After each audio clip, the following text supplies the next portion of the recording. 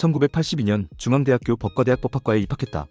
의 수험표를 공개하며 2022학년도 대학 수학능력시험 전날 응원 메시지를 보내면서 밝힌 바로는 당시 학력고사에서 285점을 받았다고 한다. 1982학년도 학력고사 배치표상 예상 커트라인이 293점인 서울대학교 법과대학엔 못 가지만 285점이 예상 합격선이던 서울대학교 상경계열 사회대 II 경제무역학과 경영대엔 충분히 들어갈 수 있는 점수였다. 그러나 대학에 다니려면 장학금과 생활비가 필요했기에 결국 서울대 대신 가난한 집 수재들을 위해 제공되던 특대장학금 코스로 중앙대 법대에 들어갔다. 중앙대 법대는 커트라인이 256점으로 점수가 한참 남았다. 학과 선택에 대해선 예능 옥탑방의 문제아들에서 처음부터 법대 갈 생각은 아니었지만 중앙대에 가면서 그나마 제일 커트라인 높은 과인 법대를 골랐다고 밝힌 바 있다. 당시 학교에서 제공한 혜택은 파격적인 수준이었다. 입학금 면제, 3학년까지 등록금 면제에 더해 매달 제공되는 생활비가 20만원이었다. 당시 공장 월급이 8만원 30이다. 본래는 대학에 갈 가능성이 없다 여겼지만 1981년 국보위에서 사립대의 생활비까지 지원하는 파격적인 특별장학금 제도 도입을 명한 것을 보고 입시학원에 들어가 8개월간 공부했고 결국 돈 걱정을 덜고 공부에 전념할 수 있는 환경을 얻어내는 데에 성공한 것이다. 그것도 본교 선호 장학생 선발 전형으로 넣어서 합격했다고 한다. 이재명은 시험이야 잘 보면 되고 장학금을 대폭 잘 주는 학교만 잘 선택하면 되는 거 아닌가 하는 생각뿐이었다고. 남들은 어떻게든 대학을 커트라인을 넘겨서 갈까 고민하는데 이런 천재들은 전액 장학금 주는 인서울대학을 고민하고 있다. 그렇게 어머니가 사준 제복을 입고 대학교에 갔다. 하지만 이재명이 입학하기 전인 1970년대 중반 이미 대학교 제복은 사라진 상태였다. 가족들도 그냥 대학생은 제복을 으려 입는 줄 알았다고 한다. 본인은 당시를 회상하면서 중고등학교를 못 다녀봐서 그런지 오히려 좋았었다고 밝혔다. 그래서 어머니가 제복을 사주실 때도 가만히 있었다고. 본인도 알고 있었는지는 확인하지 않았지만 알고도 가만히 있었다는 투긴 하다. 어쨌든 입학식 날 제복을 입은 사람은 자기뿐이었다고 한다. 당시 공장에서 일하던 셋째 형 이재선에게 대입시험을 치르게 했다. 중앙대에서 매달 주는 용돈을 쪼개주겠다고 형과 가족들을 설득했다고. 이후 이재선은 이재명에게 매달 5만원씩 받아서 공부를 하게 됐고 4년 등록금과 생활보조금을 받는 건국대학교 경영학과로 진학해 공인회계사가 됐다. 읽어보면 알겠지만 이재선은 결과적으로 이재명한테 빚을 진 셈이다. 그로 말미암아 이때까지만 하더라도 형 이재선과의 우애가 깊은 편이었다고 볼 수 있다. 선배들에게 사법시험에 관해 들으며 장애인이라 취업이 힘든 자신에게 좋은 방법이라고 생각해 사법시험에 도전하게 되었다. 이때 같이 공부했던 사람이 현재 국민의힘 원내대표를 맡고 있는 권성동이다. 중앙대 법대 3학년 시절이던 1984년 사법시험 1차 합격 후 1985년 4학년 때 2차에 낙방했다. 다른 과목은 합격선을 넉넉하게 웃돌았으나 상법에서 소수점 차이로 과락을 맞았다고 한다. 또 이듬해 학교를 졸업하고서 1986년 10월 23일 제28회 사법시험에 최종 합격한다. 보통 사시 소년급제자들이 3학년 1차 합 4학년 2차 합을 하고 살짝 삐끗이면 그 이듬해 제4일 2차를 봐붙는데 이재명이 이 케이스 만 23세에 합격하여준 소년급제에 해당한다. 1986년 사법시험에 붙기 직전 청소부였던 아버지 이경희가 위암으로 위독해 입원했는데 문병을 가니 아버지가 친구들을 모아놓고 그놈을 내가 거길 법대를 보냈어 식으로 말했다고 한다. 아들이 공부한다고 밀어주기는커녕 모든 가난의 원인이었던 아버지였지만 이 마당에 구태여 뭐라 반박하기도 그래서 그저 맞다고 했다고 밝혔다. 그리고 사법시험에 붙은 후 급히 병세가 나빠져 혼수상태에 빠진 아버지. 귀에 합격했다고 보고를 했지만 이미 의식이 없었다고 한다. 생일에 합격 통보를 받는 격경사였지만 기뻐할 새도 없이 며칠 후 부친상을 당했다. 1987년 사법연수원 18기에 입소하게 된다. 87년 연수원에 온 노무현 변호사의 강연에 감명받았다.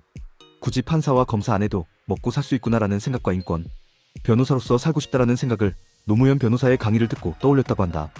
연수원 2년차 때 변호사 사무실에서 변호사 실습을 했고 성남지원에서 판사 15로 고향인 안동지청에서 검사 15를 했다. 연수원 성적이 중상위권이어서 판검사 임용이 가능했지만 성남시에서 변호사 사무실을 열었고 성남공단의 노동사건과 외국인 노동자의 산업재해 사건, 경원대와 한국외국어대 등 구속된 학생들의 변호는 물론이고 시국사건 양심수들의 사건도 무료로 맡았다. 일주일에 이번은 이천노동상담소로가 노동운동을 지원하고 노동법률 상담을 했다. 사실 이재명이 변호사의 길을 걷게 된 이유는 노무현 때문에라도 있었지만 자신의 인생 역전과도 관계가 있었다. 노동자로서 온갖 고난을 당했기 때문에 내가 이렇게 한 고생을 다른 사람들은 겪지 않았음 했다고 한다. 오죽하면 사법연수원생 시절 썼던 본인 일기에도 역사와 민족이 노동자들이 핍박받는 모습을 보고 더욱 더 다짐했다고 한다. 이후 연수원 동기 문무일과 함께 전두환 정부에 반대하는 뜻으로 연수생 신분에 정기승 대법원장 임명 반대 연판장을 돌렸고 무려 185명의 서명을 받았다고 한다. 한 인터뷰에서는 연수원에서 잘릴 각오로 썼는데 잘리지 않아 다행이라고 말했다. 어쨌든 이후 자신은 바로 변호사가 될 것이라고 주변에 말하고 다녔고 결국 경기도 이천의 변호사 사무실을 개업하고 3년 뒤 그가 살고 있던 성남시의 시민운동가로 활동하게 된다. 이 당시만 해도 사법시험에 붙으면 당연히 판검사를 하는 것을 최고로 쳤기에 가족들은 왜 변호사를 하려 드느냐 돈도 안 되는데 라고 핀잔을 준 것은 물론이고 모친도 얘가 왜 판검사가 아니라 변호사를 하려는 걸까라고 의아해했다고 한다. 그러자 이재명은 모친에게 연수원 성적이 안 좋아서 변호사를 하는 것이라 둘러댔다고 한다. 실제 이재명의 연수원 성적은 297명 중 60위권으로 판사는 지방권 임용 가능, 검사는 상위권 임용이 가능한 수준이었으나 전부 다 거부했다고 한다.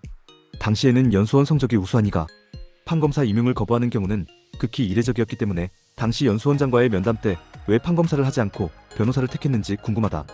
며 판검사를 모두 거부한 이재명에 대해서 굉장히 의아해했다고 한다.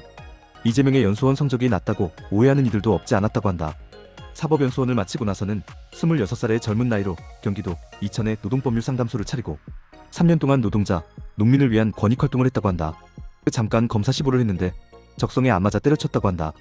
1989년에는 연수원 동기였던 정성호 변호사 현 오선 의원과 사관 후보생에 합격해 장교로 입대했는데 남의 속도 모르고 군입대를 한 것을 굉장히 부러워했다고 한다. 참고로 정성호 본인이 이재명과의 사법연수원 시절 이야기를 많이 밝혔다. 그리고 변호사 사무소 개업 전 조영래 변호사 아래에서 망원동 수재 사건의 변호를 돕는 자원봉사를 하였다고 한다. 이후 이재명이 자신만의 변호사 사무소를 개업하려고 할 때 조영래 변호사가 이재명으로 하여금 은행에서 500만 원을 빌릴 수 있도록 보증을 서주었다고 한다. 개업 직후 현 부인인 김혜경과 결혼하였는데 아내와의 러브스토리가 다소 독특하다. 먼저 이재명은 1989년 8월에 만나는 사람 중 한 명과 무조건 결혼하겠다라는 원칙을 세웠고 5명의 여자와 차례차례 소개팅을 하기로 예정되어 있었다. 현 부인인 김혜경의 순서는 3번째였는데 이재명은 김혜경을 보고 이 사람이다 싶어서 결혼을 결심했다고 한다. 그러나 김혜경과 결혼하겠다고 마음을 먹었어도 나머지 2명과의 약속을 파토낼 수는 없었던지라 4번과 5번 여자와도 소개팅을 했는데 5번 여자를 보고 내가 왜 마음을 미리 정했을까? 내심 아쉬워했다고 한다. 또 아내에게 프로포즈를 할 때 내가 어려울 때의 삶의 기록을 당신에게 준다는 의미에서 자신이 소년공 시절 썼던 일기장을 같이 주었다고 한다. 본인이 밝힌 바에 따르면 오색약수터에서 청혼했는데 아내가 대답을 하지 않아 고민하다가 비싼 선물을 하는 것보다는 일기장이 나을 것 같아 어린 시절의 일기를 줬고 그 일기를 전부 다 열심히 읽어본 아내가 승낙을 했다고 한다. 여담이지만 프로포즈를 한 시기가 처음 만나고 약 3일 후였고 일주일도 되지 않은 시점이었기 때문에 아내의 가족 측에서 이재명을 사기꾼으로 의심했다고 한다. 부인이 선뜻 대답을 하지 못한 이유도 그 때문이었을 수 있다. 이에 이재명 본인이 추측건데 아마 사람을 써서 자신의 변호사 사무소에 이재명 본인이 앉아있는지 알아봤을 것 같다고 한다. 결혼 후에는 이동호, 이윤호 두 아들을 각각 1992년과 1993년에 낳았다. 이후 1997년 외환위기가 찾아오자 선물과 옵션을 통해 투자하였다가 전 재산을 탕진하였다. 그 일을 기반으로 실물경제와 금융에 대한 이해가 높아졌다고 한다. 2004년 이재명이 본격적으로 유명해진 사건이 생긴다. 바로 성남시립병원 설립운동 당시 성남시민들은 공공의료원을 설립하는 것을 목표로 국내 최초로 18,595명의 서명으로 주민발의 조례를 한 일이 있었다. 이재명은 이 일에 대해 심의 자체가 거부되었다고 하지만 해당 조례를 심의했던 당시 성남시의회 자치행정위원회 회의록에 의하면 이 시간의 논의 끝에 지방자치법, 지방공기업법 타당성 검토 여부 등과 의료재반 여건을 종합적으로 검토한 후 다시 심의하기로 하여 심사보리로 결정되었다. 자치행정위원회 제1차 2004년 3월 24일 회의록 심의보류가 선포된 후 당시 주민 대표 중 한 사람으로서 성남시민들과 의회에서 항의하다가 주민 30여 명과 같이 연행되며 특수공무집행방해 및 공용물건 손상죄를 선고받았다. 이때 당시 이재명이 분하다는 듯 울부짖는 표정이 매우 강렬해 화제가 되었다. 또한 이 시절에 음주운전이나 검사 사칭 공범, 특수공무집행방해 등으로 처벌을 받은 일 등등은 이재명의 정계 인생에 있어 악영향을 미치는 부분으로 작용하게 되었다.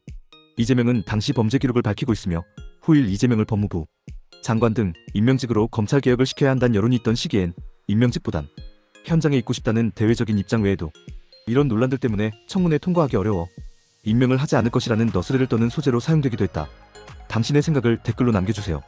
영상이 도움되셨다면 구독과 좋아요